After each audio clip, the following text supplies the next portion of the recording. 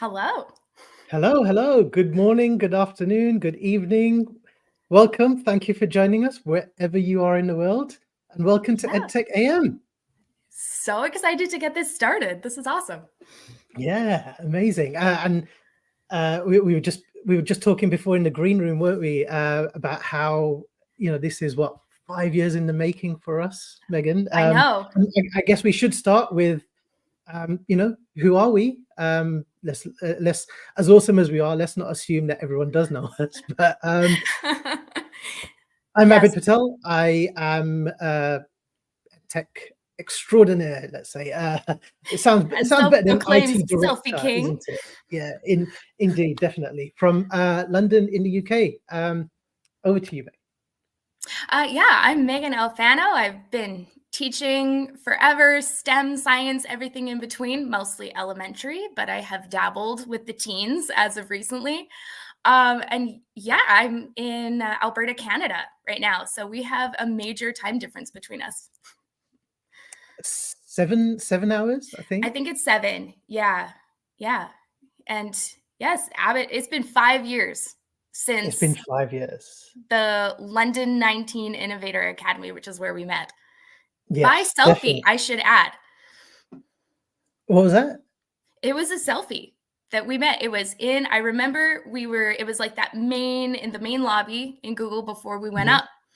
Mm-hmm. Well, no, I know. We remember we had the picnic the night before. Oh, you're right. You're right. It was the picnic the Yeah, night before. That is where I first met you. yeah, Yes. But that was our yeah, first photo indeed. together. Yeah. Yeah. So fun. But yeah, what an amazing experience that was. Oh my Still gosh. probably one of the best PD experiences ever. And I know everyone else. I think we're over 2,000 innovators worldwide now, and pretty much all Yeah. of them agree one of the best PD experiences. Yeah, and we've been talking ever since about getting together, collaborating, doing more work, Yeah. without actually getting together and collaborating and Like we doing should more work. do it. Well, no, we finally have time. We've got some time to do it now, which is so good. Yeah, which is great. Yeah. Now Oh that we gosh. are on the other side of that little pandemic thing that happened a couple of years ago, in case you I haven't heard.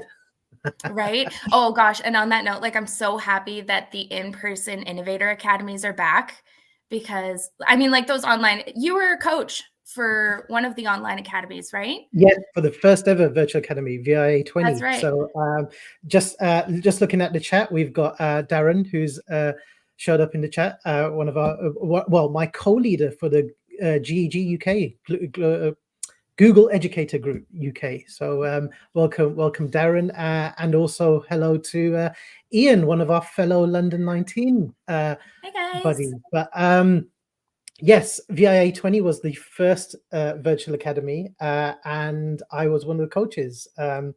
Indeed, amongst an amazing cohort, and we've had several virtual cohorts since.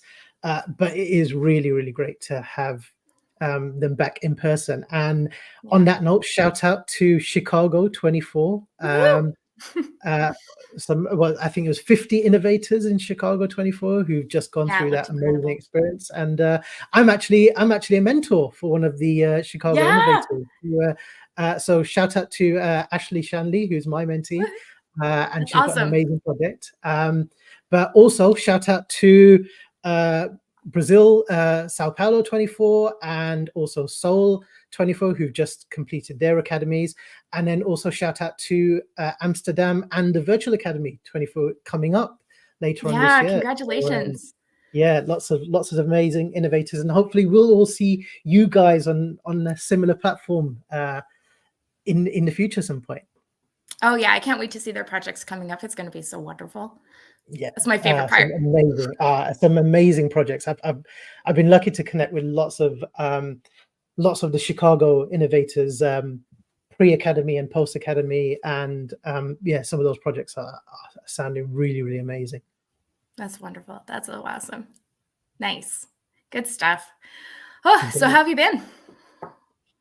Busy. We're still on summer holidays here, but that's an extremely busy time for us in the IT world, doing all sorts of crazy stuff. But It's been a busy, crazy, wonderful few months as well. I think my craziness, my roller coaster of a few months kicked off way back in May when it feels crazy to say way back in May that the kind of disappeared. It felt like yesterday that 2024 started. I know. We're way past halfway through 2024, but yeah, I got to visit South Africa for the amazing Innovate EDU conference in May, and then finally, 4 years in the making, I finally made it to the USA for ISTE in June, which was absolutely wonderful. I'm Really, so sad I missed it. I know, but we have to get you to a future ISTE, definitely.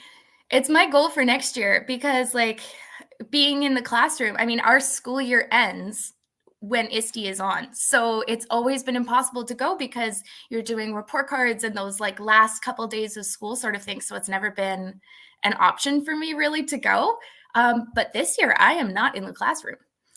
So there are opportunities. I will not be in the classroom in June this year. So fingers crossed. I think this year is San Antonio. Is that right? San Antonio, Texas, Awesome. towards the end of June. So crazy to be even talking about planning for that already. I know they're going to open up submissions for proposals very soon. So yeah, really looking forward to that. But so now that you're not going to be in the classroom, Megan, what are you going to be up to? Isn't that just the question that I'm still trying to figure out every single day? You know what? I switched. It's actually to kind of sidebar for a second. You are celebrating 20 years in EdTech. Yeah. Congratulations. That is a huge number. Wow. Yeah. 20 years makes me feel old. That does definitely.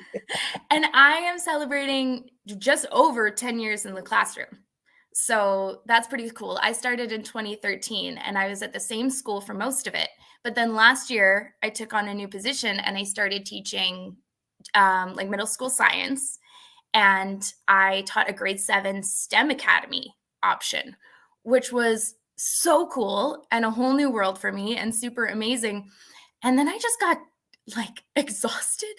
I don't know what the word is. It's like 2 kids in 10 years of teaching. I never thought that it would happen, but I was like, I just need a little bit of a break. So that is exactly what I'm doing. I'm taking a little bit of a break. I'm going to kind of expand on that STEM education and build some cool programming. I want to see if I can get back into the classroom, maybe do some like in-school programming with some schools. I live in St. Albert, so some schools around here, they don't really have any STEM academies set up yet. So yeah, there might be some opportunities, but I'm going to hang out with my kids, do a master's degree, see what happens. And visit ISTE, hopefully. And visit ISTE, hopefully. Yeah, hopefully do a couple conferences along the way. So tell me more about STEM. Okay. Or is it STEAM? You and I are talking about this because I have opinions about this. Because, you know, we were talking about how I was shopping in a bookstore for my daughter the other day, and there's a STEM section, right? And it's filled with robot kits and books with puzzles and things like that. And that it kind of sometimes frustrates me in a way a little bit because for me, STEM is very much inquiry-based and explorative and open-ended, and there's more than one way to solve the problem. And it's not follow these instructions and build this robot. So that is, I think, one of my driving forces for this year is to kind of ignite some change in that. So STEM stands for science, technology, engineering, and math versus STEAM, which is science, technology, engineering, art, and math. So while I feel like STEM kind of flows off the tongue a little bit better, I like the idea of STEAM so much more because it's not just that technical black and white science, math sort of thing. Because I feel like it's a little like it excludes the people who maybe relate more to the fine arts. But fine arts is so much about exploration and experimentation and trying new things and fearlessness, which are the skills that we want. in those sort of STEM fields, I would say. Like it's very creative and artistic. You know, you're designing a video game. That's STEAM as far as I'm concerned. So, yeah. We have had so many discussions here in the UK about bringing in more creativity into the classroom. I think for far too long, and as controversial as this may sound, education has always been very much directed at English, science, and maths, and just the traditional sort of way of learning, and written paper exams, the traditional that we all know and have known for very, very many years. But with all of the amazing tools that are out there for boosting creativity, it's opened a whole new world to so many students that I've seen, and not just that, so many adults as well. Absolutely. I mean, so in our STEAM Academy this year, we did stop motion animation videos. And so this is just like one of the points I'll make is these kids made these incredibly artistic videos, but they were experimenting with fractions and ratios and frame speed and all of these different sort of mathematical components, or they're building rigging because they're having their, Lego person jump through the air and it's unbalanced. So it's falling over and I'm glitching out. You're still here, which is great. I'm still here. Oh. And now I've lost your camera, but I can still hear you. Okay. This is fun. Well, Abid, I'm going to solve this tech problem. I'll be back in a moment. Yes, but whilst you're there, whilst you're sorting out your camera, creativity, like we were talking about, all of the creative tools and things that are out there. Shout out Canva. I'm a proud Canvassador.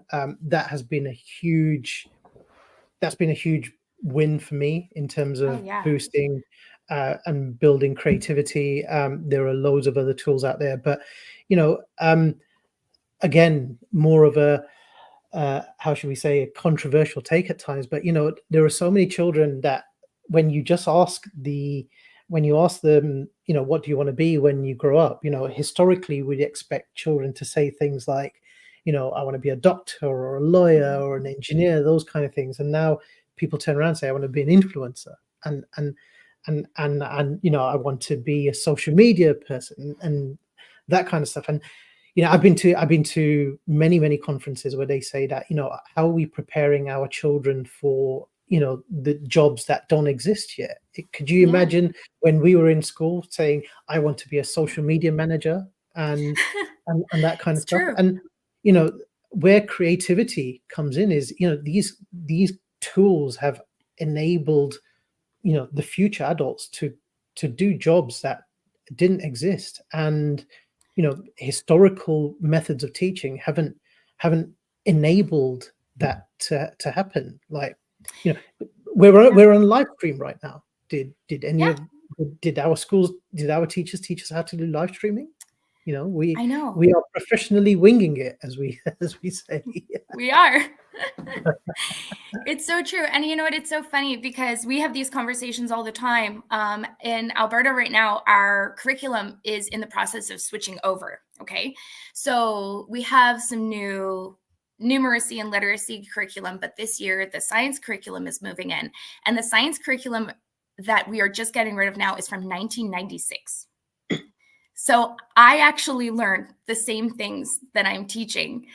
And I tell them all the time, and they're like, why are we still doing this then? And it's just, it's a constant battle of, as a teacher, some things just being out of your hands.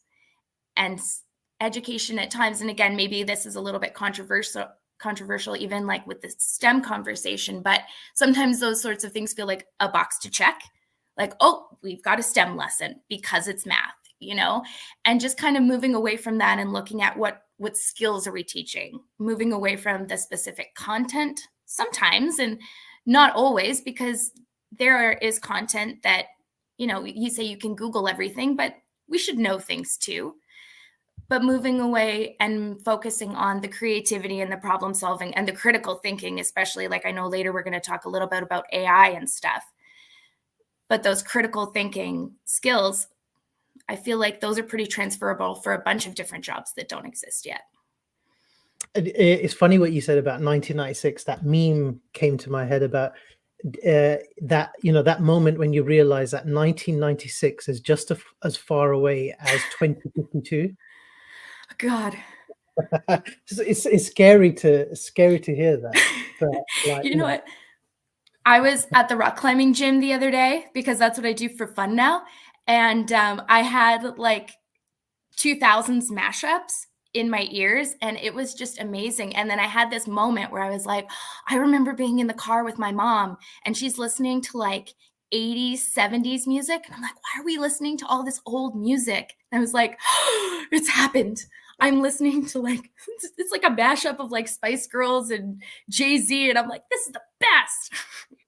But it's so true. It happens so fast. It's hard to keep up sometimes. But it all comes back to, the big challenge we always talk about, change, right? And how things evolve, and what, not just the future, but what the present looks like. My daughter, my daughter's gone on holiday right now with to the in-laws, and she's, we were FaceTiming just the other day, and she was trying to download something on her iPad to watch something, and it was just coming to my mind because, again, as I'm doom scrolling through social media, seeing lots of memes and stuff, and we're talking about how she wants to watch something, so she just downloads an app and watches it, right? And Yeah. I was watching something on a documentary on the TV yesterday where they just, and in fact it was in the news about all of the misinformation and stuff that's going around on social media, and how TikTok and these kind of things are in the children's faces, right? When we were kids, right, there was no, oh, guess what? We want to put our feet up right now and watch a film, right? And let's stream on Netflix or Disney Plus or Amazon Prime or whatever. We had to get up, get out of the house, go to Blockbuster Video, right? Absolutely. Yeah, pick up the VHS tape. And it's funny, when we talk about how social media knows what we're doing, right? I had an ad on Instagram, an Amazon ad on Instagram the other day for a VHS tape. Do you know how much a blank VHS tape costs today? No. It's something like £46. What? I used to buy 5 for £1 from Poundland. Like, Oh my this God. is crazy, right? But this is it, right? what Darren said, we had the video guy come to our door with a suitcase full. My dad used to do that with VHS tapes. He would go and visit his customers, not just with the VHS tape, but also with the VCR player, because they never had players, and he would connect the player up for them, and then they could watch the video on the VHS tape. That's smart, right? That's smart. A few years ago, we were cleaning out our basement, and I had a VHS tape in the basement, and my daughter looked at it, and she's there looking, this my phone, but imagine this. And so, on the VHS tape, you said the little window where you can see the film. And she's like, what's this? And I'm like, this is what we used to watch films on. And she's looking at the window where you've got the reel, and she's like, but where's the picture? Where's the images? I'm like, no, you got to put it into something. You gotta put in the thing. And then you have to rewind it for 15 minutes. Oh yeah, and if you didn't rewind it before you took it back, you got fined. It's true.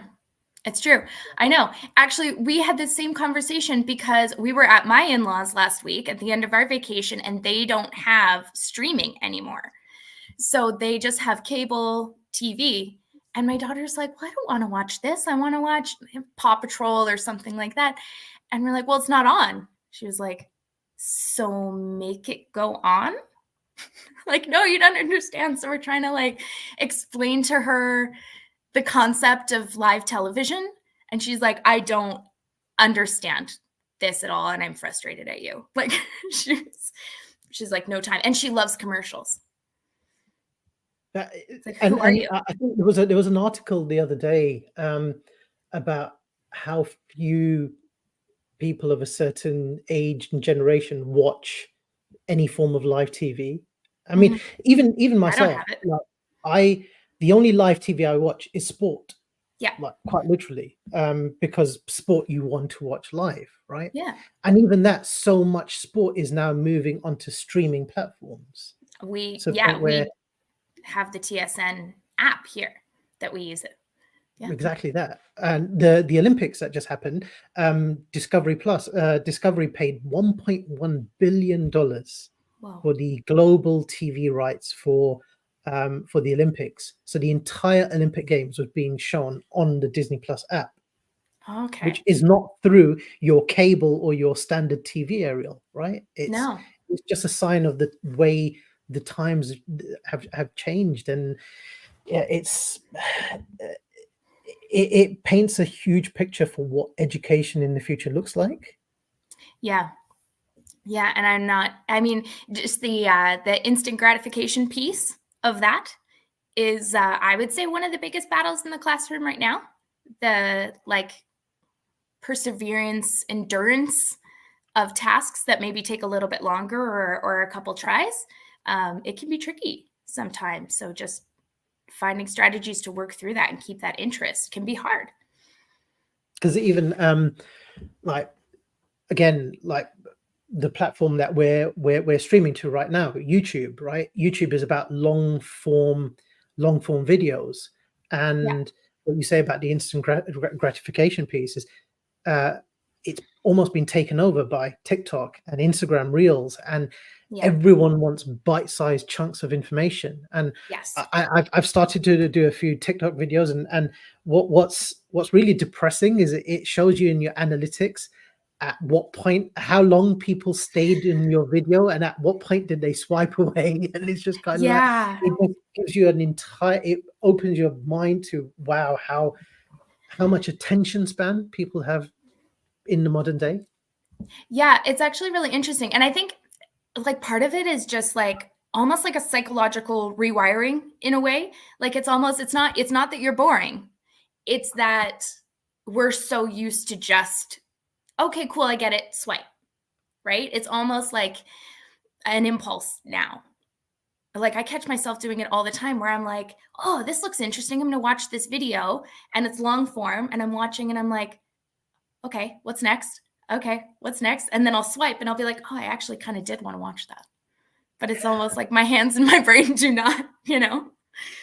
But there's also that, what, like for example on YouTube you've got the watch later piece, right? Mhm. And then you start to add to your list of things that you want to watch later, but when do you actually get to then end up watching that? Because again, Yeah. it's about that, we're constantly on the go now, right? It's almost like because we've got everything on our fingertips, it's like we need to just keep going. It's And then true. you get to a point where, because you know it's there and you know it's there when you need it, you don't actually end up using it or viewing it, because Yeah. it's like That's a good I'll point. just I'll just get there. And going back to London 19, for example, was I've lived I'm born and bred in London. I've lived in London all my life. And I remember when you guys came down, and when the rest of the cohort came from the States and things like that, you guys Yeah. were fascinated by like the sites. Oh, And I'm yeah. there like, what are you guys looking at? Like, it's just Marble Arch. Like, yeah, whatever, carry on. And it's like it gave me a whole new perception of like really appreciating what we have. Yeah. And I think that's definitely something that um I think Ian mentioned in the chat, perseverance and resilience are totally skills that young people need to develop. And I think Yeah.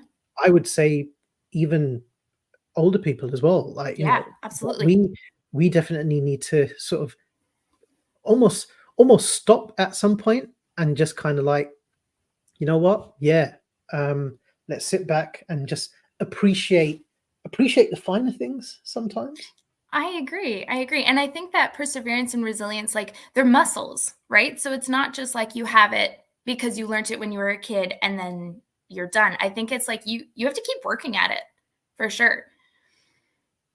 Keep it up, right? Because it's very easy to slip into that instant gratification as well. And I really like Darren's comment right underneath. If you want to throw that up, it says, it's good to see the new generation embracing closed captions on video content. I totally agree with this. Actually, in my classroom this past year, I purchase like the really inexpensive earbuds for my class at the start of the year. But this year we didn't have them. And many of them were like, no, I'm fine. And they'll just read the closed captions at the bottom. And I catch myself doing it all the time too. So it's really great. Yeah, I've long before I even thought about the accessibility piece, like we've always, and again, going back, seeing as we've been so nostalgic all this time, going back to the days of teletext, when we used to press 888 on our TV and then you would get the subtitles come up. That's right. And for so long we would, as a family, even after the move from analog to digital TV, and so then you can just press the subtitles button, we wouldn't say, can you turn the captions on, or can you turn the subtitles on? We'd say, can you do 888? Oh, it's so fun. Kind of what we were used to. But and you find, again, it's not realizing something until it's gone. When you're watching particularly live programming, or like, for example, the other day when the Made by Google event, when they announced all of the stuff that they did, there was no captions during that, and there still isn't on the recording. Where it wasn't working for me, and it was just so annoying.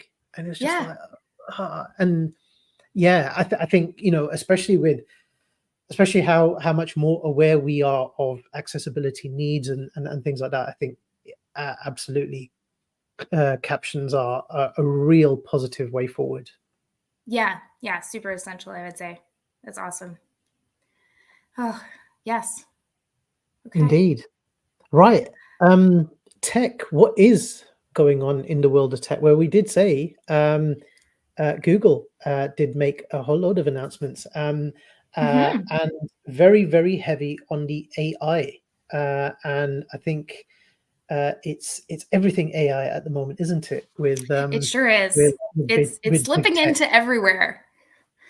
Death by AI at some point. It's almost like, and it's funny you say death by AI with, what we've grown up with about the machines taking over and stuff like that. It's literally at that point, right, where we are fascinated by some of the things that AI can do, but at the same time, also not fascinated by.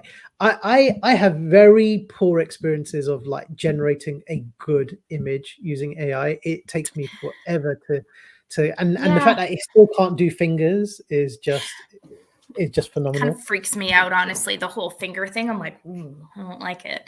It's like a bad movie or something. But we're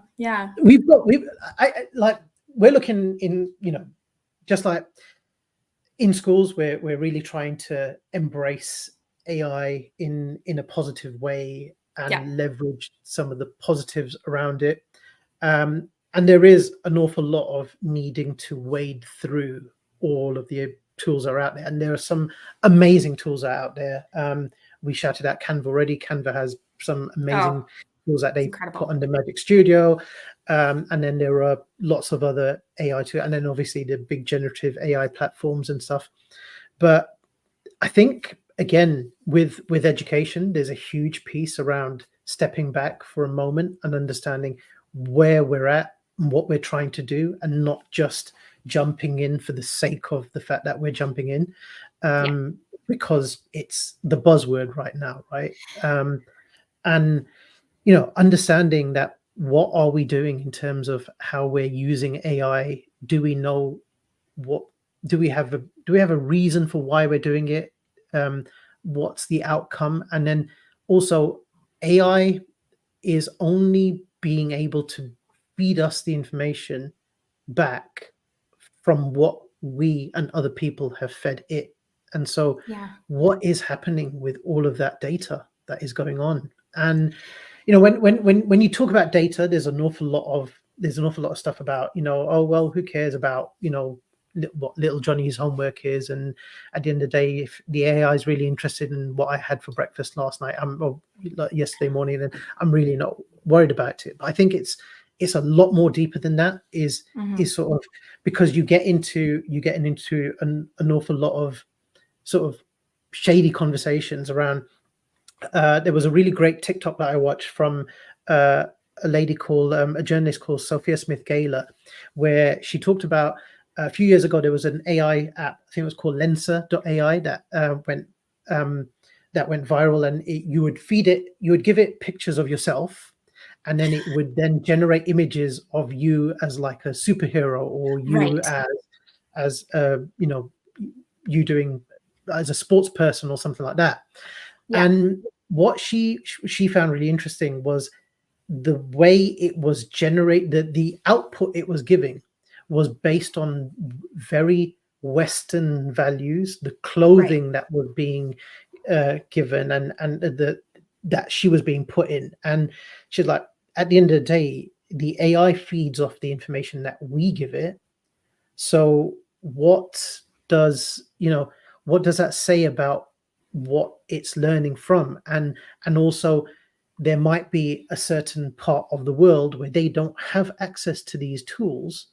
Are we effectively alienating those and creating the biases because it's only being able to feed off what we're giving it? Yeah, I totally agree with that. And also just like talking about like community standards, safeguards, like Canva does a great job.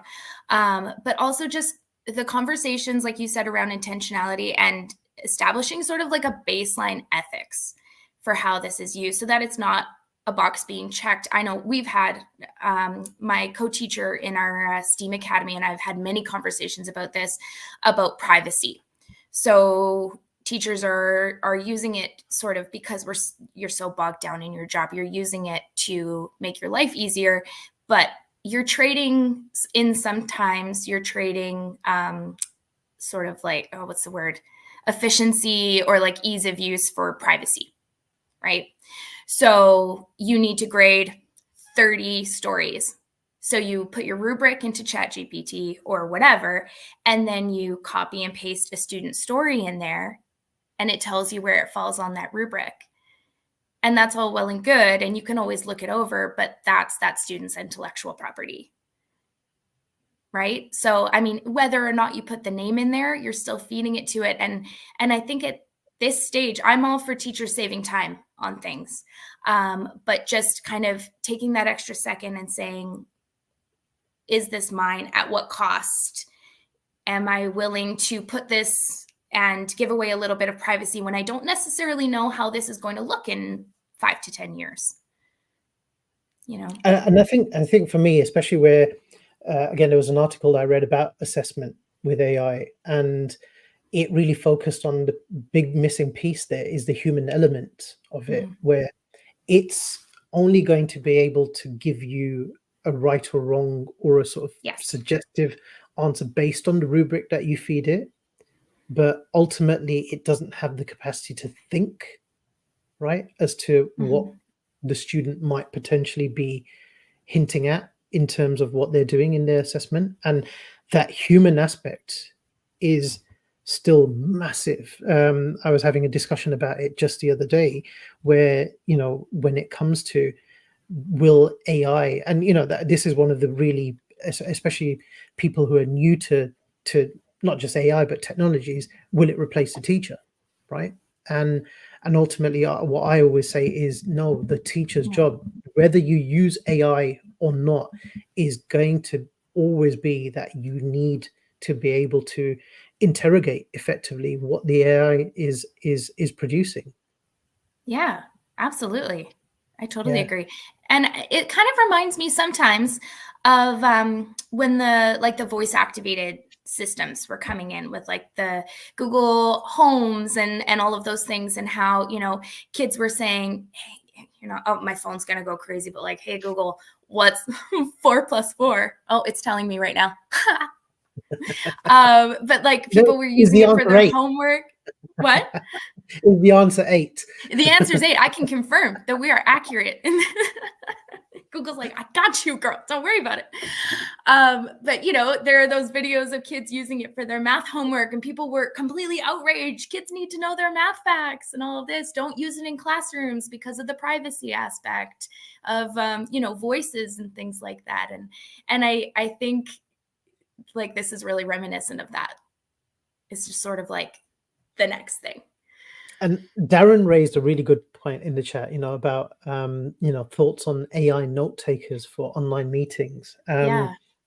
I think it's it's that really useful thing, right? Where you don't necessarily have to have a minute taker, right? Or that's the immediate thought that comes in, right? Where you don't necessarily have to have a minute taker.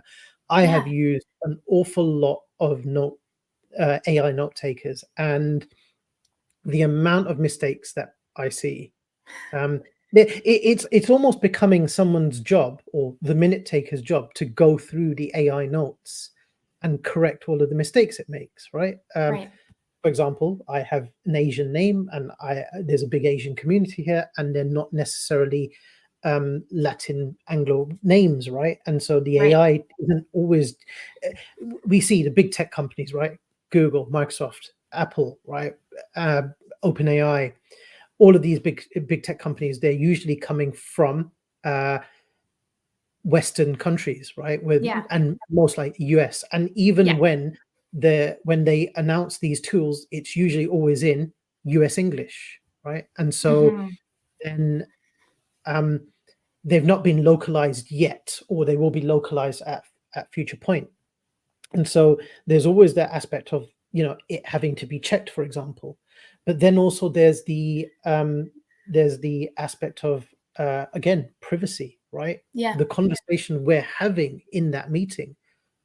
Are we at the point of if the AI is always recording everything we're saying, are we stopping the AI note taker at the point where it's like, oh, by the way, we need to discuss something confidential, right? And even before we start the meeting, are we telling people, right? Are we making everyone aware? I was going to say that. By the way, this meeting is being recorded using the AI notes. We're not necessarily recording the video content of the meeting, but the notes are being taken, right? Yeah. And it's easy for people to forget, right?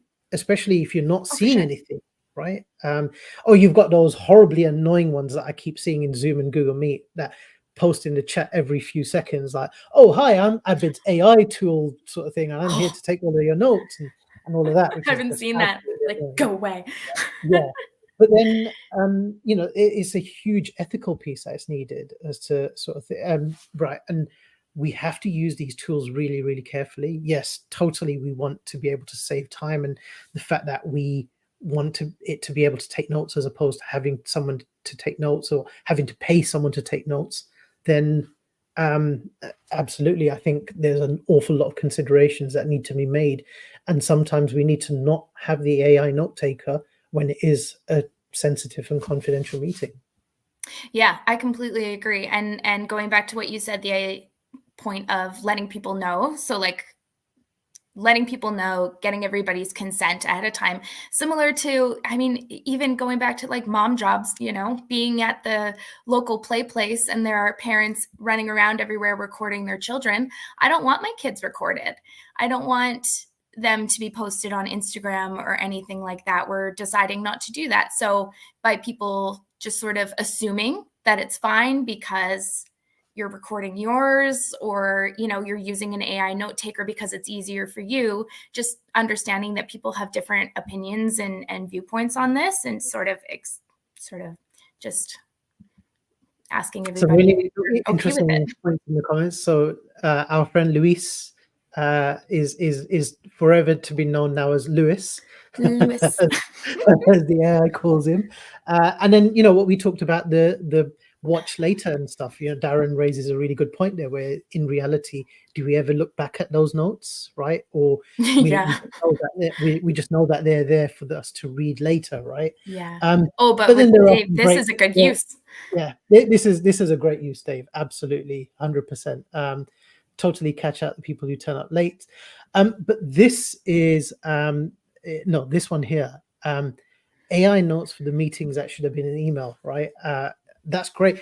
But there is also, I remember one of the companies announced where they're going to have literally AI attend the meeting for me option tool sort of thing. I don't know how I feel about that, right? Like, my brain was like, sign me up, sign me up. yeah. So Megan, I haven't told you yet, but episode 2 is going to be you, and then the AI joins Abid.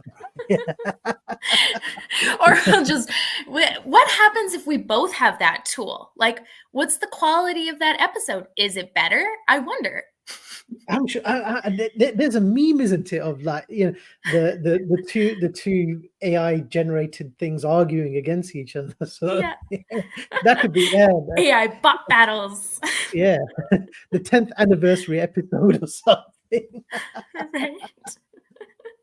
Like, we're gonna have the AI run the show, and then we're just gonna be off to the side. Yeah, 100%. I love it. That's fun. But yeah, it's going to be a conversation that goes on for an awful long time. Because, and it is, you know, we all know how everything in education is done at a really slow pace, and AI is just jumping at an exponential level.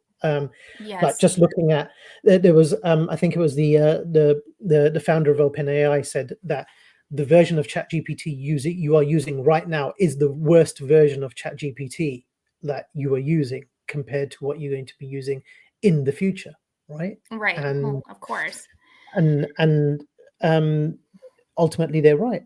But it's always the fact that we are going to be playing catch up all the time, and at the same time, there's also this thought process as to we have to wait for what, you know, if we constantly wait to see where the AI gets to, then we're going to be at a point where it's traveling so fast, we're never going to be able to catch up.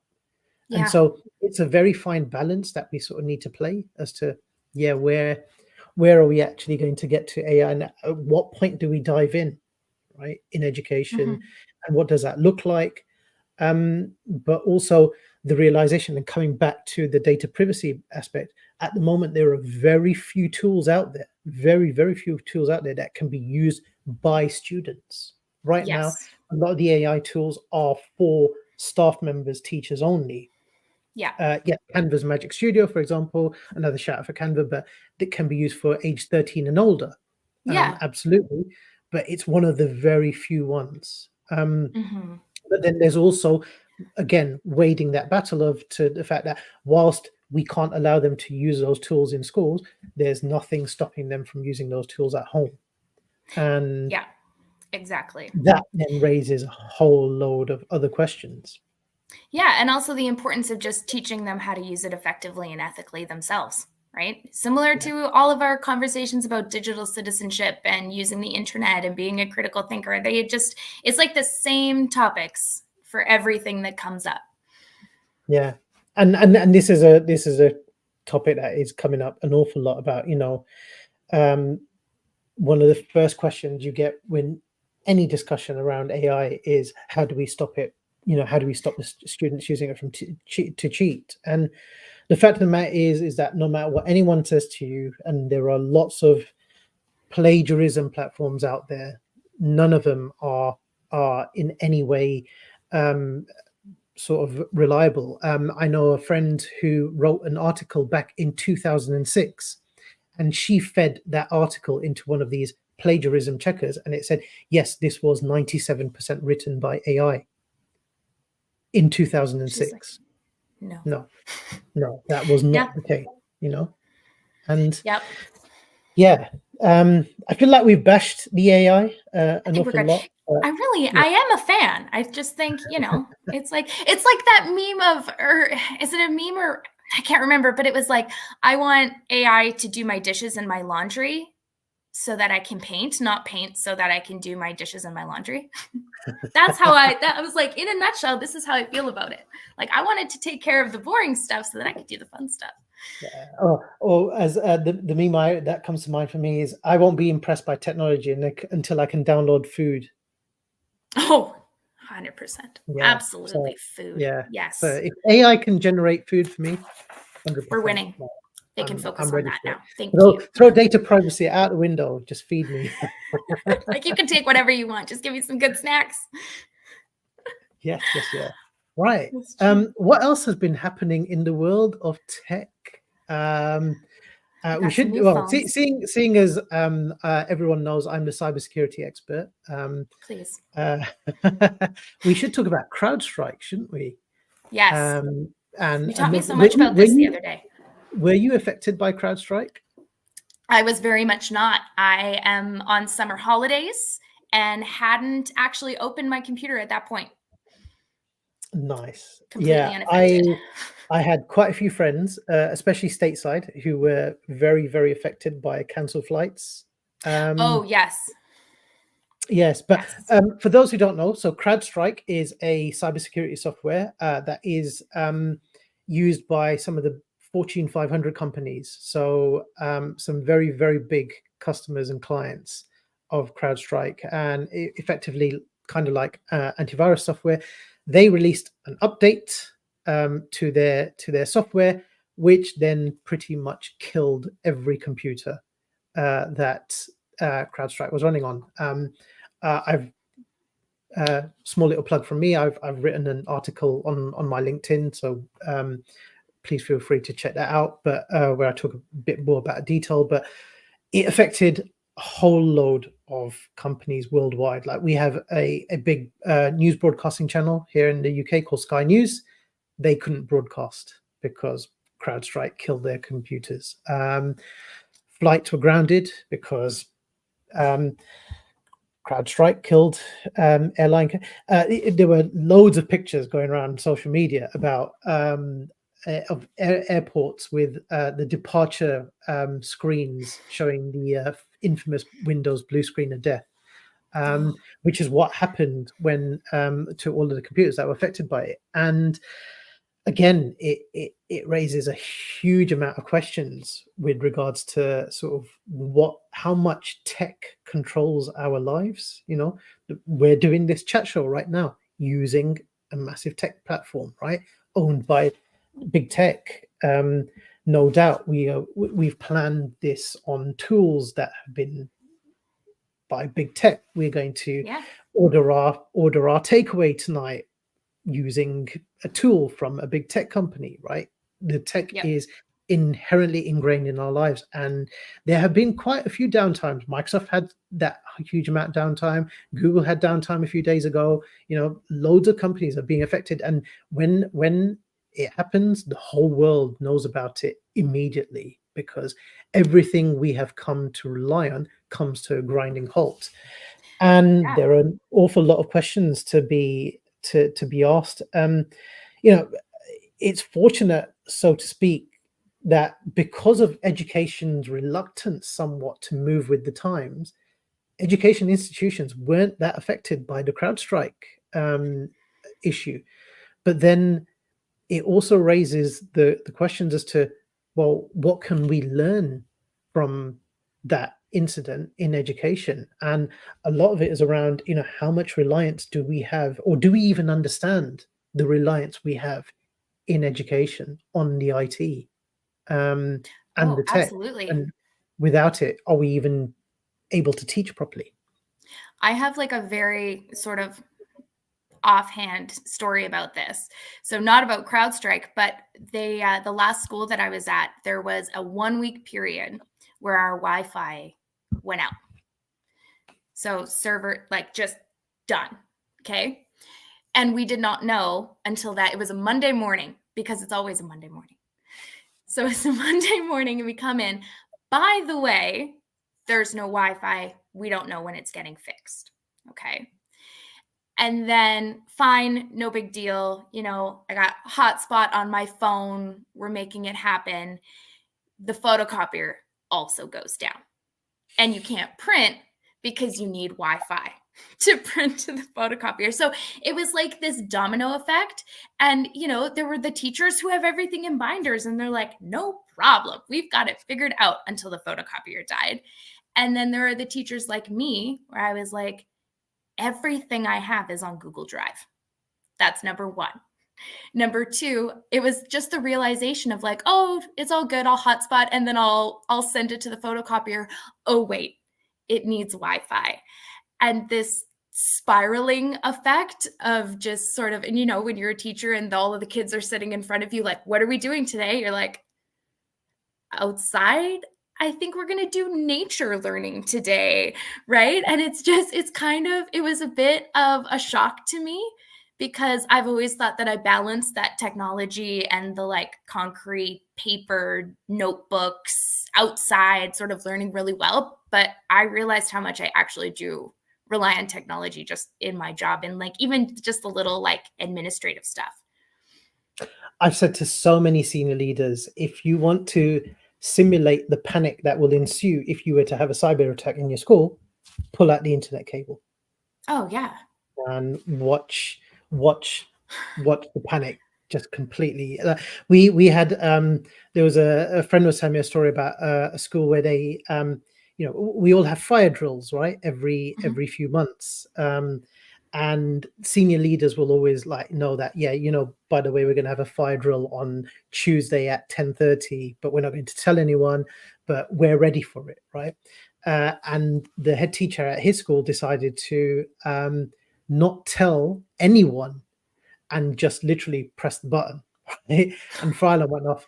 The people who panicked the most were the senior leaders, right? Because it was unplanned, right? It was unplanned. And it's just kind of, we write policies and business continuity plans and cybersecurity incident management plans and all of that stuff as to what will happen, what will we do, and then in that moment, right? It's like self-defense, for example. You learn karate and you'll see all of those videos like, that, and then that, and then that, until you actually get into a point where it's like, and then you panic, you go into shock, right? Yeah. And everything you've learned goes out the window. It's that very, very scenario where realizing what it will look like in reality and the fact that it will bring your organization to a grinding halt. Forget the teaching and learning. That's a tiny little aspect.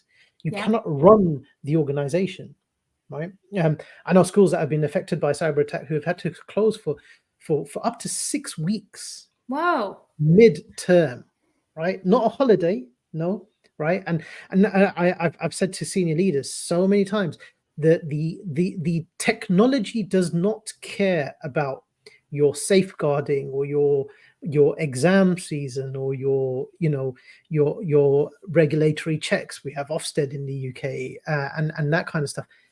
It will fail when it wants to fail. It won't give you any pre-warning or anything like that. It will just fail. It doesn't care about your well-being. It doesn't care about safeguarding. It doesn't care about how much it's going to cost you, or, the fact that you've got an observation in the next 10 minutes, right? It will go down when it wants to go down. And it's about being resilient and being prepared for what that instance is going to look like. Yeah. And I think CrowdStrike really, really brought that to light. And I think you have these incidents every few years that kind of become headline news, right? We had it in 2016 when the National Health Service, the NHS here in the UK, had a cyber attack, and suddenly people couldn't book an appointment, right? Or they had to cancel like something like 20,000 appointments for people around the whole of the UK, right? Suddenly the cyber ransomware that no one non-technical had ever heard about was breaking news on TV, on the whole news channels, because suddenly something that we are all passionate about, we all care about, medical services, were inaccessible to us, right? And every few years you have these things that are kind of like, it's almost like the technology clawing back, saying, by the way, I'm still here and I have full control over it. Ruin your life. Right? I think what was interesting to me with this CrowdStrike thing is seeing how many different kinds of industries were affected by this one blip. Like this one mistake that, probably shouldn't have happened, but this one mistake that happened, all of these different corporations, like just the like monopoly aspect of that, I was like, that's crazy. Like that's an easy thing to happen, it feels. I don't know. Yeah, and there were an awful lot of, I guess there's huge panic ensued and stuff, and they had to do an awful lot to help companies recover. But I Hmm. guess it didn't help that they gave everyone a £10 Uber Eats voucher. I don't think that went down very well with the guys who had to fix their their issues, and I'm pretty sure their share price has taken a huge tumble. Yeah. But it raises questions. One of the big questions around the discussions around cybersecurity and technology circles was around what's Microsoft's role here? That at the end of Yeah. the day, this wasn't a Microsoft issue, but a third party piece of software was able to bring Microsoft's operating system down to a grinding halt, right? Yeah. And yes, Apple's Mac OS wasn't affected, Google's Chrome OS wasn't affected, but the fact of the matter is that Microsoft are effectively the industry leader for operating system, right? Yeah. And that's because they cater towards legacy platforms and legacy solutions that are out there, right? And so it's the comfort factor knowing that your particular app that you've paid thousands of pounds, hundreds of thousands of pounds or dollars over years is going to work on that platform, right? But it's a question that an awful lot of companies now need to consider very, very seriously to say, do we need to really look at what we're doing and have it on a platform that isn't necessarily going to fall foul of a third party like this, right? Yeah. Whether that means you move to an Apple solution or a Google solution, or you move into the cloud, for example, being Hmm. able to, hopefully we never ever have to do a pandemic ever again, right? But I always say, one of the most resilient things that you could possibly do is always be ready for remote working, being Mm-hmm. able to work from anywhere on any device, regardless of the platform. Being platform agnostic is a really important piece for how Yeah. organizations need to move forward in order to continue to be sustainable. Because for as much as CrowdStrike have felt the penalties of the fact that their share price took a hit and stuff like that, companies have lost millions and millions of pounds and dollars of sales and penalties that they would have had to pay because not being able to provide their service because of the platforms they use, right? Yeah. And the vast majority of the employees in this company really don't care about the behind the scenes platforms. They just want to get on with their job and provide that service. And so it's a huge inconvenience to them, but it's a much, much bigger piece that has to be thought about at leadership level. And that also includes education.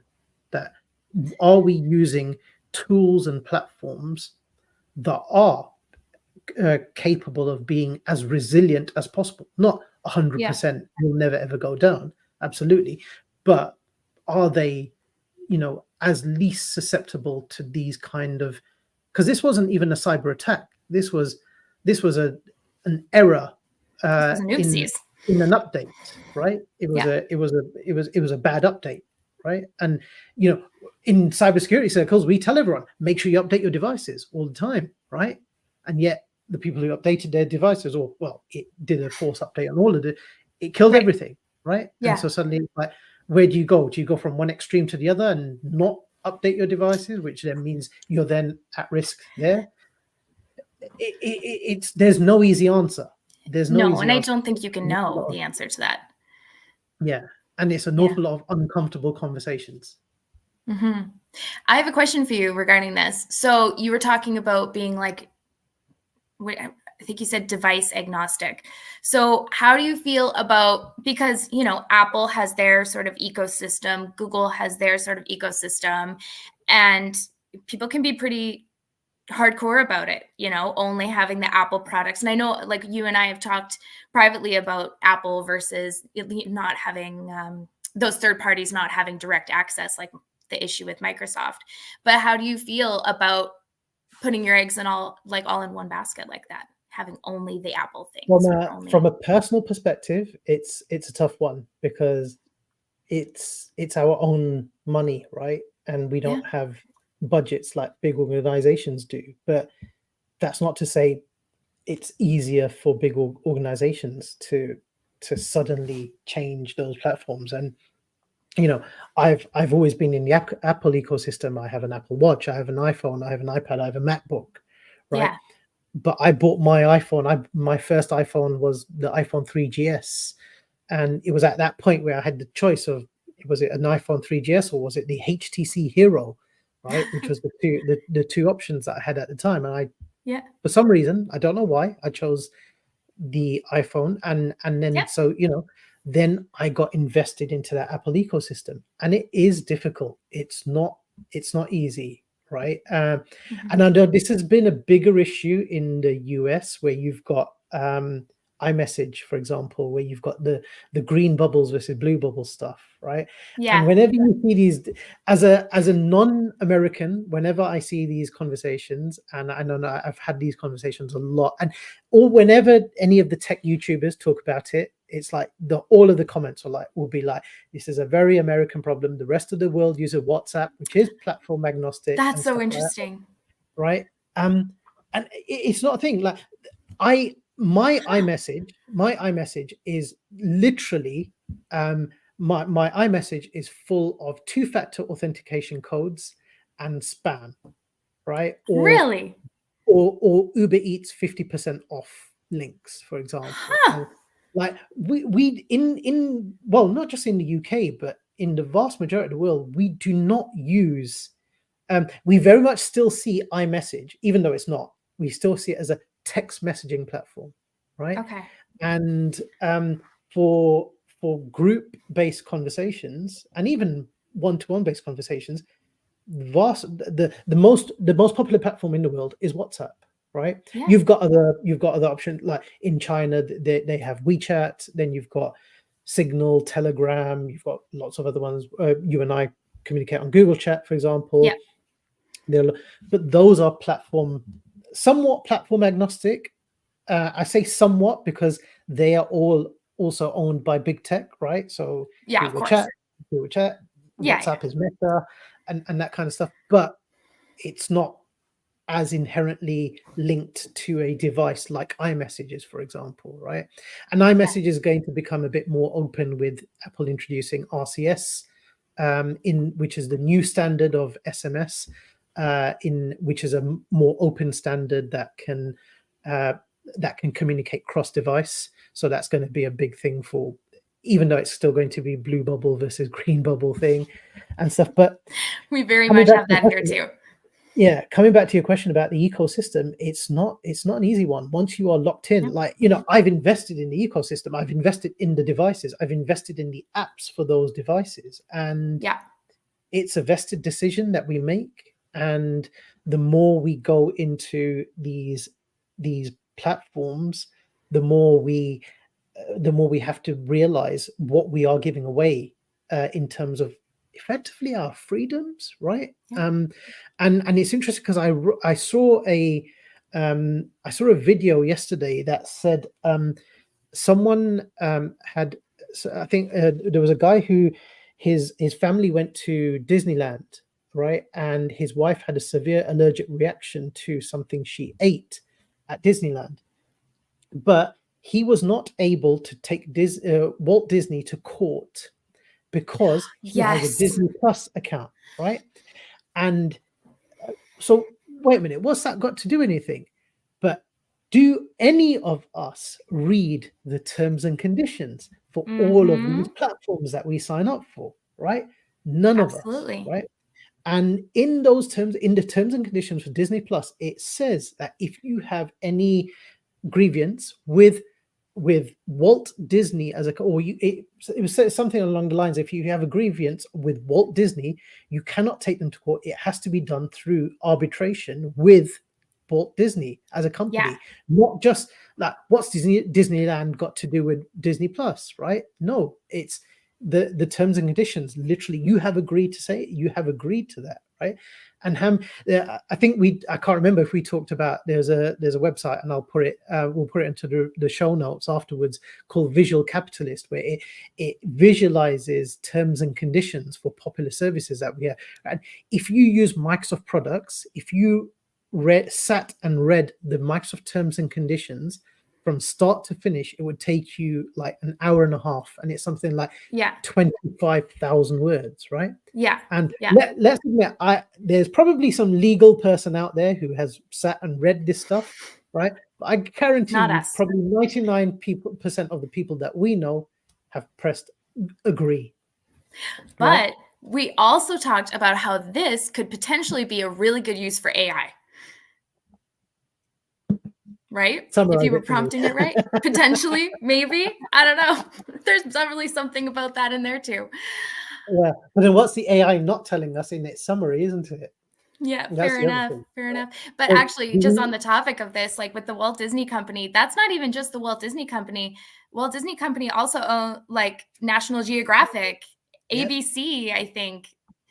It's like, that's a big thing. You know, the amount of things that have Walt Disney have bought that have been headline news, yeah, absolutely.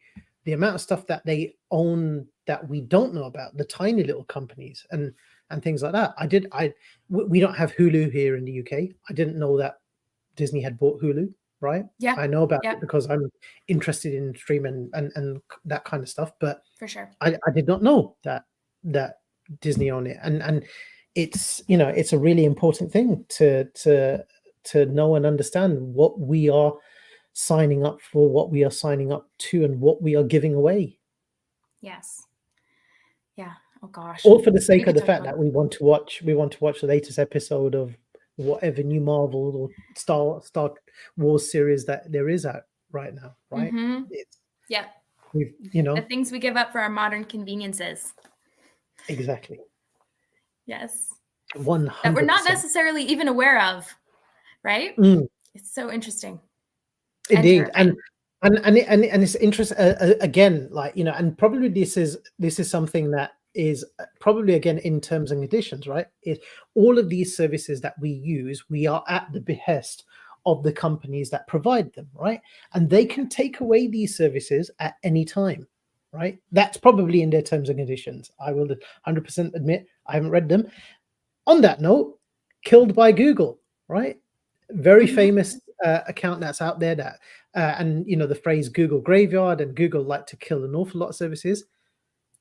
I am kind of half devastated that Google have killed the Chromecast. Like, yes, you know, it was the most convenient streaming device in the world, right?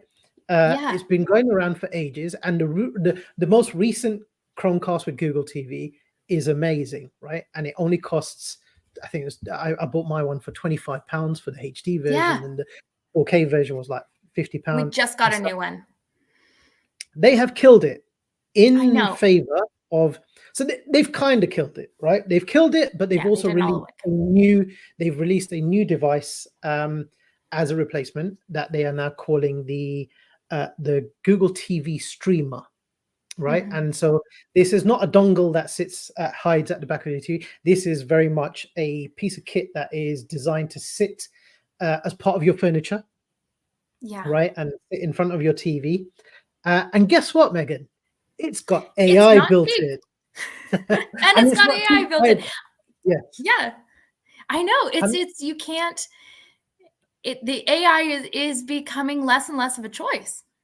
Yeah, 100%. Like, you know, it's going to, you know, the minute you switch it on, and we see it now with the Google TV somewhat, where it gives us the suggested content based on things that we've watched or based on things that we haven't watched and think it's not new and stuff. But with Gemini built in now, it's going to be even more powerful in the sense of what it feeds us, right? And what it wants us to see. And it raises a whole load of questions as to, like, is it just AI that is suggesting us this content, or has XYZ new Mr. whoever producer paid Google to then tell the AI to feed it this suggestion to us, and so Oh, of again, it brings course. up a whole load of ethical conversations around that. But guess what? At some point, all of our Google Chromecasts are going to, albeit Google have said they will continue to support it, they're not going to continue to support it forever. And at some point, they will all stop working, and we will all have to fork out whether it's £100 or $100 or whatever it is in your local currency Yep. for the new Google TV streamer or whatever the equivalent is. And I think they've very much done this as a target competitive product to the Apple TV, and they've priced it as such. Yes. But again, you know, this as the tools and the investment that have to go on behind these tools, and they've got shareholders that they need to pay dividends to, they need to constantly be releasing devices, right? Releasing new devices that consumers will then purchase to then build up that profit margin, right? We will look at these kind of, like the Chromecast, right? We're happy with it because we can stream our content through that. Exactly. Right? So why would people buy a new one, right? Well, the way we get people to buy a new one is by killing the old one. Killing the old one. Exactly. Adding the new shiny thing. Yeah, it's like a really, honestly, it's like a really deep conversation about consumerism as well. Something that I have a lot of issues with myself. Like if it works, what is the purpose of this, right? What is this for? It's the new shiny phone every year. It's the whole thing. And sometimes it is awesome. Like I love all the new tech as well. I'm not anti-tech by any means, but sometimes it feels like if you're not running, you're sinking. Oh, 100%. Like, I mean, again, tech geek, 100%. Totally. But I own the iPhone 14 Pro Max, right? The Apple are going to soon announce the iPhone 16 in a couple of weeks' time, and I haven't got £1,000 lying around to go and buy the new tech, right? And but at the same time, you feel that FOMO, right? Because there's that one tiny little feature that is only so, you know, Apple just announced at their WWDC conference, they announced iOS 18, and there's a whole load of new Apple Intelligence features that are coming out. Their version of AI, which they're calling Apple Intelligence. Yes. But Apple Intelligence will only be coming to devices that are the iPhone 15 Pro Max and above. Yes. I am one generation out, and I will not be getting those features, right? And so, and it's intentional, of course. 100%. Right? They might say that yes, the iPhone 15 has a better chipset that can run the stuff and all that, but really, the job done, right? Fine, but then again, you're at the behest of the big tech, right? Yes. And suddenly it's a conversation, it's an internal struggle that I have to have in my head. Do I try and climb at finding that £1,000 to get a new device to be able to do the one thing that my more than capable older device cannot do? Yeah, and I think it's very much like not black and white. Like on one side, we don't want to, like, technology is super helpful in our everyday lives for everything, and it's important in the classroom and all of those things. But then also having a conversation on the other side about, like, do we need every single new thing that comes out? You will never, ever be up to date on all of it. It's impossible. So finding some sort of balance in the middle. And I think that's just like being intentional with your choices, you making the choices and not having the big tech make the choices for you. And I think that's also like a really important conversation to have with kids in school, right? Especially, you know, they're on TikTok, they're on all these things. All they're seeing is this, it's the talk about social media and all that.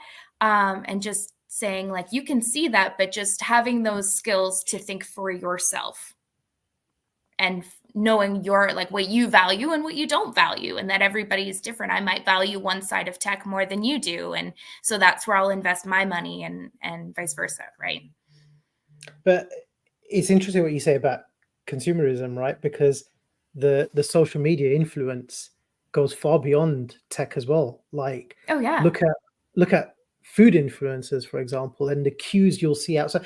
We've got a local ice cream place. It's a tiny little ice cream parlor that's been there for probably 20 years, right? And everyone would walk past it without batting an eyelid, right?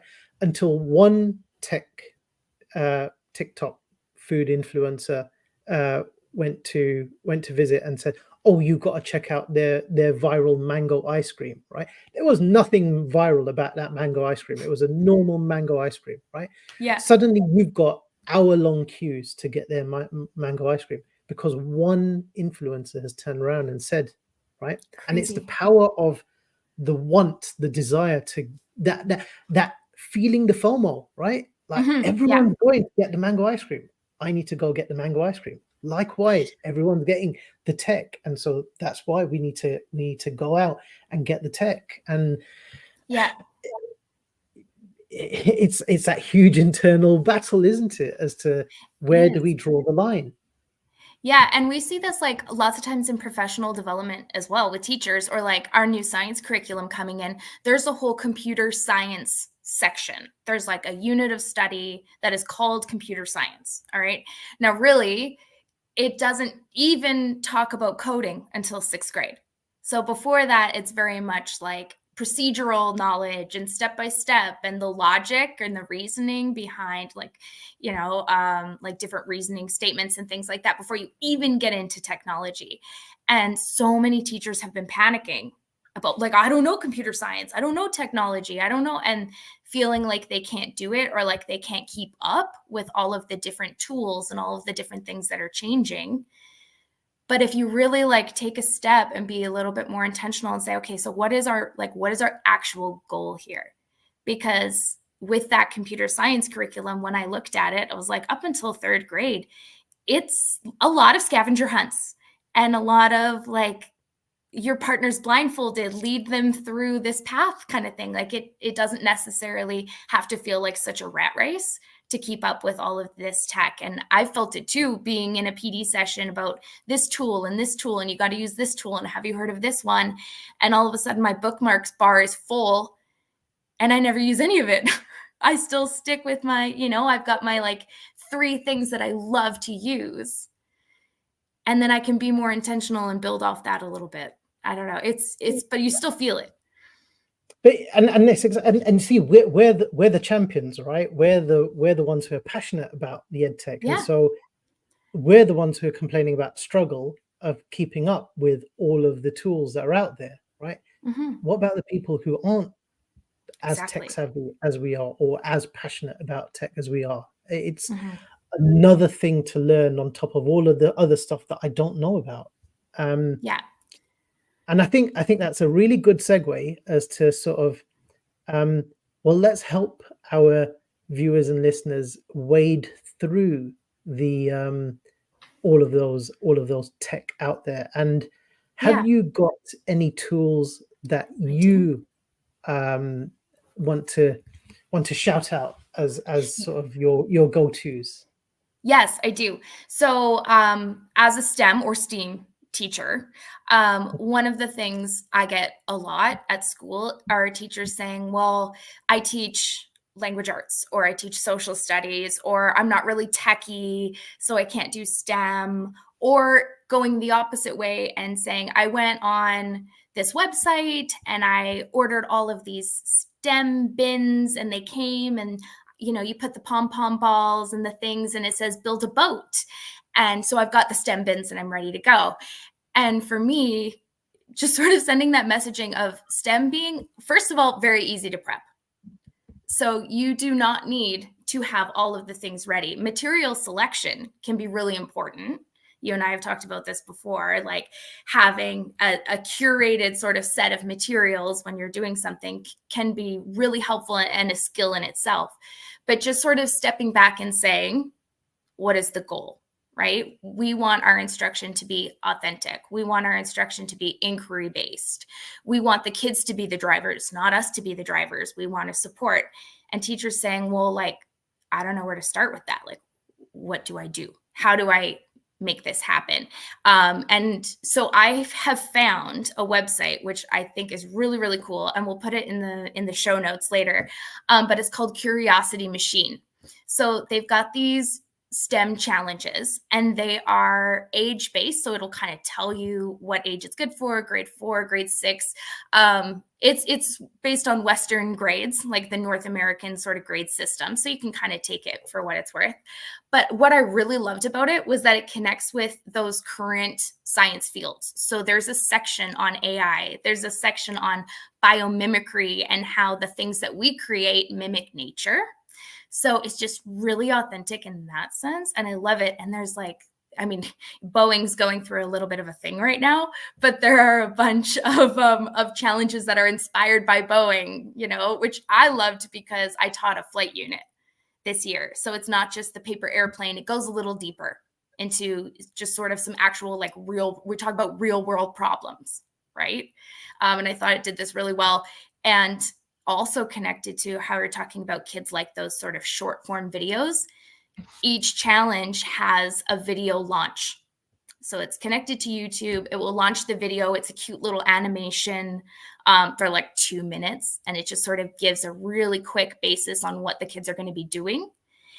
And everything, it's just all there for you. So if you were getting into sort of whether you had no tech, low tech, high tech, if you wanted to get into building more of these sort of like inquiry-based challenges, I would say that that's a really good place to start. Well, you could sort of build some confidence and see kind of what it takes to do this and how easy it is. That sounds really, really great and really interesting, really engaging, and very current for what everyone's interested in. Yeah. They're always updating it too.